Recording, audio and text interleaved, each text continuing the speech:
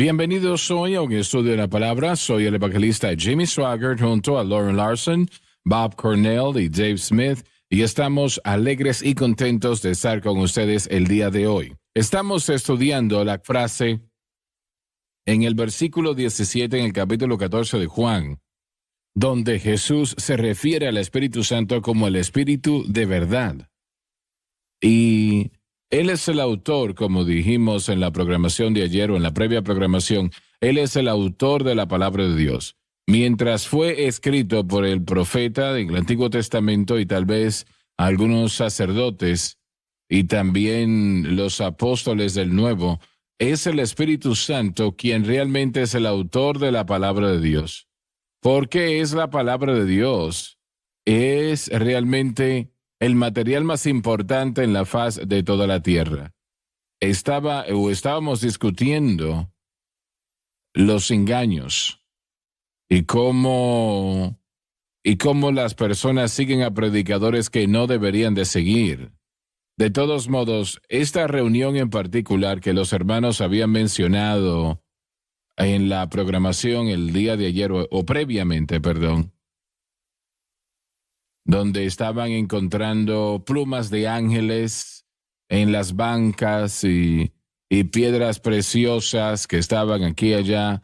Y la gente estaba llegando, me dijeron, yo no estaba allí, pero me dijeron que de todo el mundo estaban llegando, venían en aviones privados para esa reunión. Cuando, en primer lugar, Los Ángeles no tienen plumas. No tienen plumas, Los Ángeles, no tienen plumas. Es absurdo eso. De todos modos, me dijeron que una cantidad de predicadores que son muy prominentes en el mundo carismático volaron hacia esa ciudad. Y ese predicador que estaba dirigiendo esa reunión, tal vez han escuchado eso ustedes, bueno, lo ordenaron a él como apóstol. Pusieron el sello de aprobación sobre él ante toda la congregación de que él era ahora un apóstol, y el próximo día se enteraron que tenía un problema de alcoholismo. El caso fue que se terminó la reunión. ¿Escucharon de eso ustedes? Ya fue tiempo atrás, pero sí, yo había escuchado de ello. En primer lugar, los predicadores o nadie puede hacer un apóstol de una persona. Y por cierto, Correcto, estos ministros que hicieron todo eso, ellos no eran ministros de 20 años de edad, eran ministros que ya eran ancianos, eran personas ya de mayor edad que debieron haber sabido. Claramente debieron haber sabido. Así que yo recuerdo cuando todo esto sucedió, recuerdo que, bueno, esto me dolió mucho, pero bueno, esto me llamó la atención, que estos eran hombres que no eran personas jovencitas, no eran de esa manera hablando novatos, en sentido figurado, ministros novatos, sino que eran hombres que habían ya estado por décadas y debieron haber sabido, debieron haber conocido la palabra de Dios y tener discernimiento mayor que estos otros. Así que no lo quiero decir de una manera denigrante en cuanto a su inteligencia, pero ellos debieron haber tenido mejor discernimiento. Ellos habían estado ya en el ministerio mucho tiempo. Así que eso fue lo que me contristó a mí tantísimo de ese evento. Estás en lo correcto. Realmente yo no escuché al respecto hasta unos días atrás. En nuestra programación hermana, alguien lo mencionó. Y en primer lugar, de hecho, los predicadores no pueden llamar o ordenar a los apóstoles. Esa es la responsabilidad del Espíritu Santo, no la de los predicadores o ningún individuo. Así es. Y sabes, si la persona quiere evaluar a un ministerio o a un ministro, entonces tenemos que evaluar lo que predican. Y tiene que ir mano a mano con la palabra. Miren, todo el propósito de la iglesia es, si lo pudiera resumir todo, es ganar a los perdidos y edificar a la iglesia. Y eso se hace a través de la predicación y la enseñanza de la palabra de Dios, de la verdad. El día de hoy vivimos en lo que es, bueno, supongo que es una sociedad narcisista que tiene la idea de todo se trata de mí. Así que la gente, los predicadores, han cambiado sus mensajes para atraer a lo que Dios hace para la persona. Todo se trata de lo que Dios va a hacer por mí. Bueno, yo voy a ver a esas plumas de ángeles, voy a ver diamantes en la banca, voy a enriquecerme, voy a convertirme en un campeón, voy a ser ese hombre fuerte en el trabajo, voy a hacer esto. Y bueno, mucho de todo eso está sucediendo y la gente anda de ministerio a ministerio para tratar de encontrar algo que pueda empujarlos a ellos. Y los ministros mismos, Pablo dijo que en sus tiempos, dijo que solamente había uno, Timoteo, que tenía el mismo palpitar que él tenía por el pueblo. Todos los demás buscaban por su propia situación y por su propio beneficio. Recientemente, un grupo de predicadores carismáticos fue a Roma y tuvieron una audiencia con el Papa. Me contaron. Y ellos, no digo que todos, porque realmente sé lo que uno de ellos hizo, no sé si todos, pero él estaba presentando al Papa como un gran hombre de Dios y que este era el gran camino a la vida, etcétera, etcétera. Y aún hay cientos de miles de personas que escuchan la voz de este hombre, que escuchan lo que él dice, que guían sus vidas por lo que él dice. Y él está en la doctrina de palabra de fe, realmente la cabeza actualmente de ese movimiento. No es algo placentero cuando un predicador tiene que estar detrás del púlpito y decir eso está mal, sabiendo que eso va a impactar a una persona negativamente, en el sentido de que los va a molestar, porque eso es lo que están haciendo.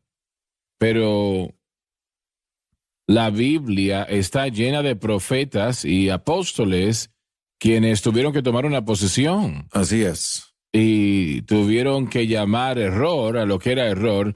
Y muchas veces ellos no lo dejaron atrás. Dijeron, esta persona es culpable. Por ejemplo, Pablo, cuando Pedro dejó de comer con los gentiles, porque habían poderosos hombres que iban a llegar de Jerusalén, y por ese temor, él dejó de comer con ellos.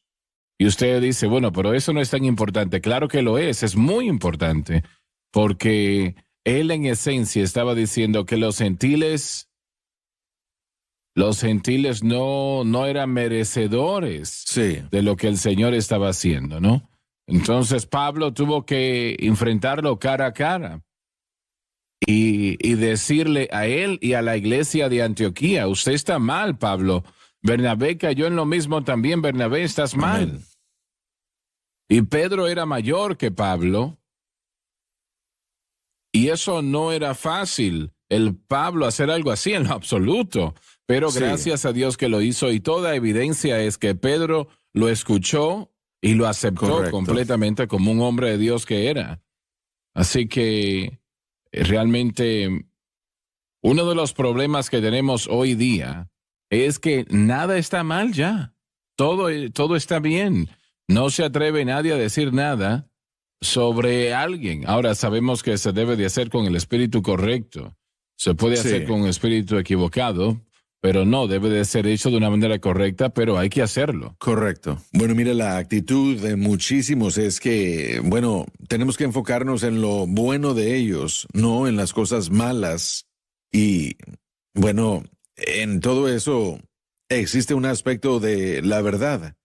Claro. Es cierto que tenemos que enfocarnos, bueno, que no debemos enfocarnos en lo negativo de todo el mundo, pero en los casos de la dirección de una persona, o cuando algo está claramente mal, mejor lo digo de esa manera, cuando algo está claramente mal, o tal vez aún si está sutilmente mal y está afectando a un gran tema como nuestra salvación, o, bueno, nuestra santificación, o tal vez a la crucifixión, la resurrección o a la persona de Cristo, entonces se tiene que lidiar con ello.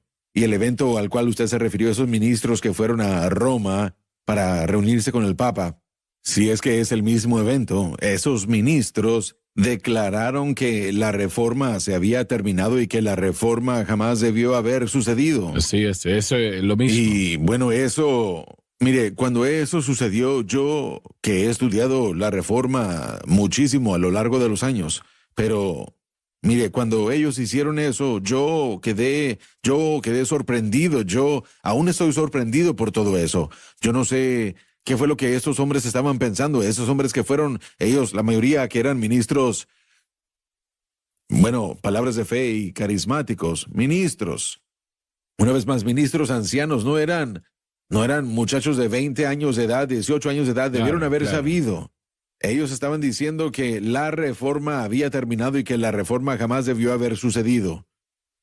Y, bueno, eso está claramente mal. Ellos aún dicen que el derramamiento del Espíritu Santo sucedió en la Iglesia Católica, Que originó ahí. que originó allí, sí. Sí, eso es tan claramente erróneo que algo se tiene que decir al respecto. Y la razón del por qué es porque afecta a esos ministros, tienen una influencia sobre la generación más joven. Así es. Y bueno, uno en particular, o varios de ellos, tienen institutos bíblicos o tienen institutos a los que influencian. Así que su influencia es a una generación de personas más jóvenes y esa generación cree que la reforma jamás debió haber sucedido o tienen un punto de vista negativo de la reforma y todo su punto de vista de la historia está contaminado ya. Usted estuvo en esa programación aquel día cuando Francis puso al aire ese video en la programación. Creo que sí. Y yo quiero saber qué usted pensó, quiero saber algunos detalles al respecto. Ya volvemos. Estamos de vuelta. Dave, usted estuvo en la programación aquel día con Francis y sé que yo casualmente encendí la televisión y vi realmente como Bob, no podía yo creer lo que estaba escuchando sobre lo que el hermano estaba diciendo y no era un invento, él lo estaba contando personalmente. ¿Qué pensó usted sobre eso? Mientras hemos estado hablando de esto, se me vino a la mente, si midiéramos lo largo de esta mesa, ¿cómo lo haríamos? Tendríamos que conseguir algo que es un estándar de medidas. Así es. Y usaríamos ese estándar para medir la mesa, sea pulgadas, pies, yardas, lo que sea. El estándar está mal en la vida de muchas personas. Y como resultado de eso, ¿cuál es el resultado? Si medimos esta mesa y decimos que las medidas no son exactas, no es algo tan serio. Pero cuando se está hablando no solamente de la vida y muerte, pero se está hablando del cielo y el infierno, sí, es muy serio. Si me está dando un infarto, yo quiero un doctor que sepa lo que está haciendo. Que sepa lo que está haciendo. Eso es algo serio, pero estamos hablando de algo que es aún más serio que eso. Y Bob usó el término apartando a las personas. ¿Qué tan serio es eso? ¿Pero ellos recibieron algún tipo de retribución por eso o no saben? Bueno, yo no sé de ninguna porque estos hombres que acudieron, ellos son, diciéndolo de esta manera, ellos son hombres de renombre. Ellos son predicadores de nombres muy importantes, así que ¿quién les pudiera dar a ellos o decirles algo? Uno puede llegar a ser tan grande que ya no hay ninguna autoridad para uno. Claro, y eso es peligroso. Sí. Es extremadamente peligroso y un error, porque ninguna persona está por encima de la verdad. Una vez más, regresamos al tema, el espíritu de verdad. Ninguna persona está por encima de la verdad. La reforma que trajo la palabra de Dios de vuelta al pueblo de Dios es uno de los eventos más importantes en la historia de la humanidad. Y de ello surgió el entendimiento de...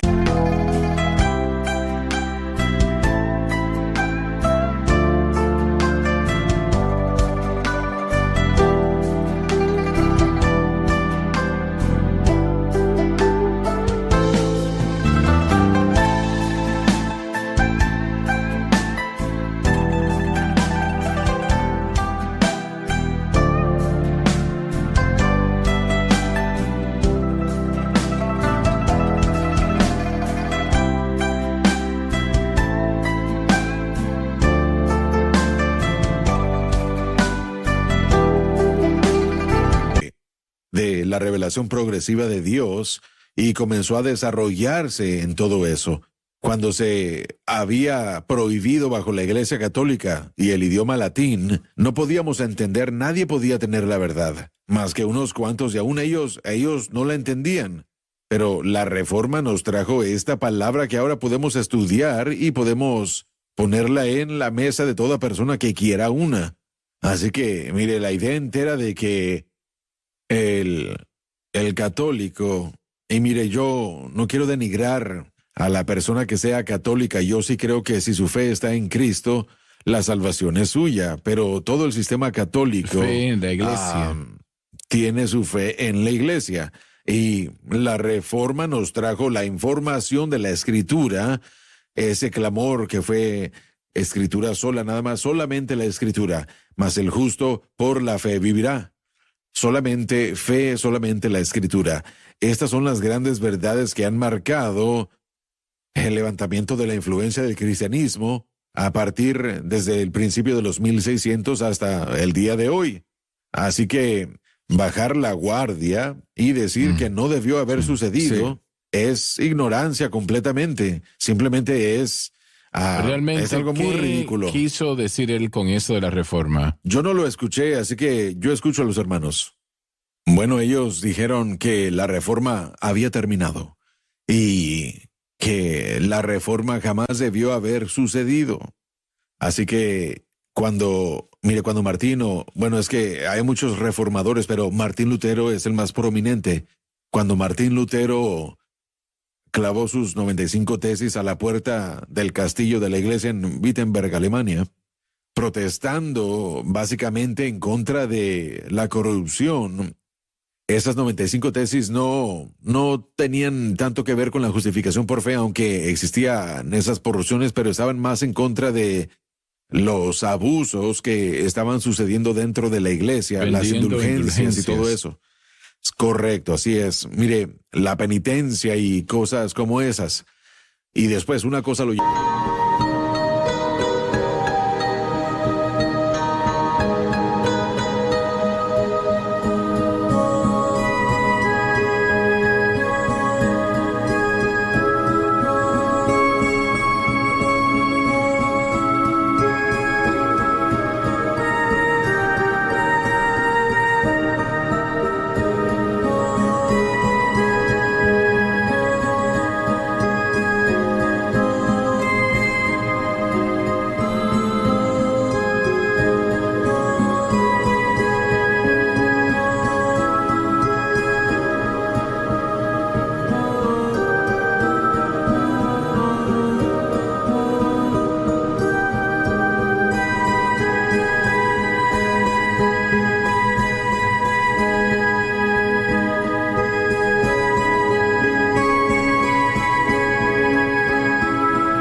otro, y lo que sucedió fue que Martín Lutero y muchos otros, como Albert Zwingli y John Huss, antes de Martín Lutero, John Wycliffe antes de John Huss en Inglaterra, lo que ellos hicieron fue, bueno, realmente fue un mover de Dios. Por eso, al decir que eso jamás debió haber sucedido, mire, eso es demoníaco, porque el Espíritu Santo se movió sobre estos hombres y ellos no estaban leyendo obras que alguien había escrito en el pasado. Derramaron su sangre, entregaron sus vidas. Muchos, así es. Pero ellos estaban leyendo la palabra de Dios. Sí. Eso es todo lo que estaban haciendo. Ellos estaban, mire, el Espíritu Santo se movió sobre sus corazones para ver la corrupción que estaba sucediendo.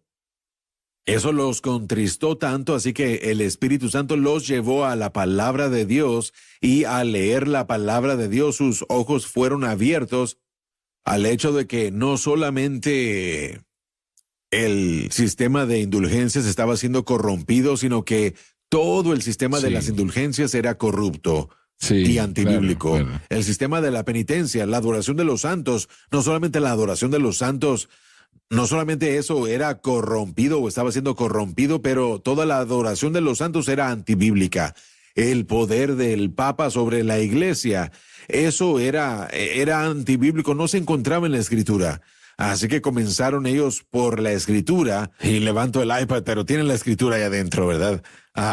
Por la escritura ellos comenzaron a darse cuenta que el Papa no tiene autoridad sobre la iglesia. Cristo es la cabeza de la iglesia. Y el sistema de las indulgencias, el pagar dinero para el perdón de los pecados, mire, la Biblia no nos enseña eso. No nos enseña que le tenemos que dar dinero a la iglesia para que mis pecados sean perdonados. La Biblia no nos enseña eso. Los pecados son perdonados solamente por gracia mediante la fe en Jesucristo, el Hijo de Dios, y lo que Él hizo por nosotros en la cruz y que Él resucitó de los muertos. Así es como nuestros pecados son perdonados.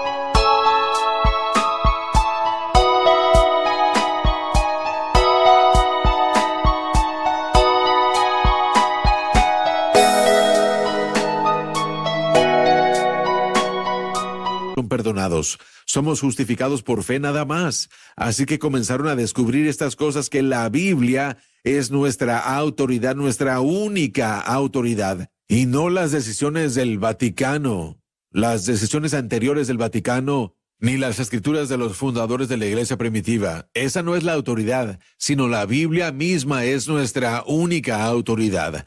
Comenzaron a descubrir también estas cosas por la palabra de Dios, los 66 libros de la Biblia, y la reforma sucedió, y la gente comenzó a salir de la iglesia católica romana, y ese no es el tema entero, que la gente salió de la iglesia católica romana. Lo que sucedió fue que la gente comenzó a recibir a Cristo en verdad. Recibieron y la gente comenzó a poner su fe en Jesucristo, el Hijo de Dios, para la salvación, y no en la iglesia para la salvación. Porque ellos comenzaron a leer, se dieron cuenta por la palabra de Dios que la salvación no está en la iglesia, la salvación está en Jesucristo, nada más. Así que comenzaron a darse cuenta de todo eso, y después lo que sucedió fue que un movimiento entero comenzó, le llamamos la Reforma, en el que la persona por miles y con el tiempo fueron millones, cientos de millones de personas fueron las que experimentaron esa experiencia verdadera de la salvación. Y mire, al pasar el tiempo, lo que pasó fue que la gente comenzó a apartarse de la Iglesia Católica Romana, y a nosotros, o más bien a ese grupo, se le llamó protestantes, porque protestaron en contra de las doctrinas antibíblicas de la Iglesia Católica Romana. Y bueno, mire, voy a repetir lo que Loren dijo. Todo lo que yo les acabo de decir es algo que está en contra de la doctrina católica romana. Como persona, si es que hay una persona allá afuera, y estoy seguro que la hay, que sea católica romana, lo que les acabo de decir no es un ataque a ustedes como individuos, pero lo que sí estoy atacando es al catolicismo romano y su doctrina, lo cual...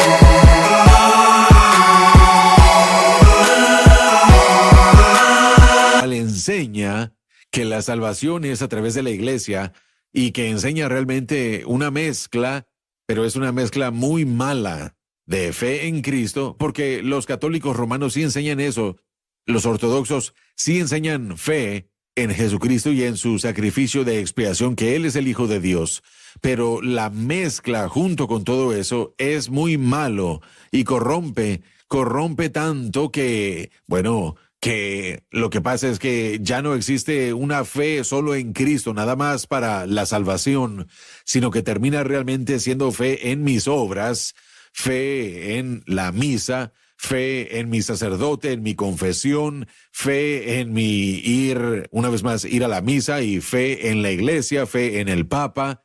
Y lo que pasa es que la fe en Cristo se hace algo muy diminuto y la fe en la iglesia se convierte en algo preeminente. Ellos intentan, bueno, cambiar la palabra de Dios.